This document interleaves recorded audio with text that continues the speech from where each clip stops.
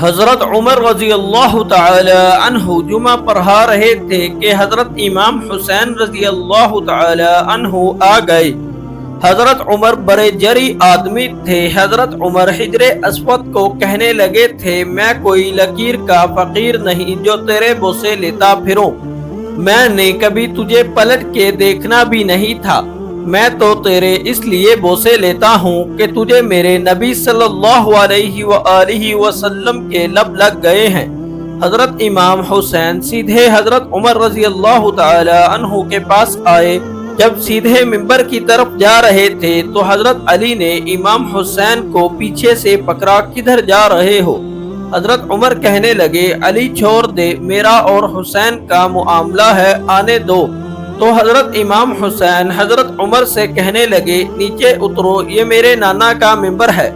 حضرت علی رضی اللہ تعالی عنہ نے پھر پکڑا، یہ کیا کہہ رہے ہو؟ حضرت عمر کہنے لگے، علی وہ آپ سے بات نہیں کر رہا، میرے ساتھ کر رہا ہے، کرنے دو۔ جناب عمر فاروق منبر سے اتر کے نیچے کھڑے ہو گئے۔ امام حسین کہنے لگے، جا کے اپنے نانا کے منبر پہ بیٹھ تو۔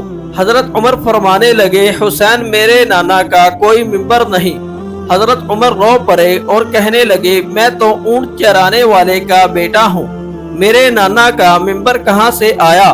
حضرت امام حسین بڑی معصومیت سے کہنے لگے، آپ کے نانا کا کوئی منبر نہیں، چلو ٹھیک ہے، پھر میرے نانا کے منبر پر بیٹھ جاؤ۔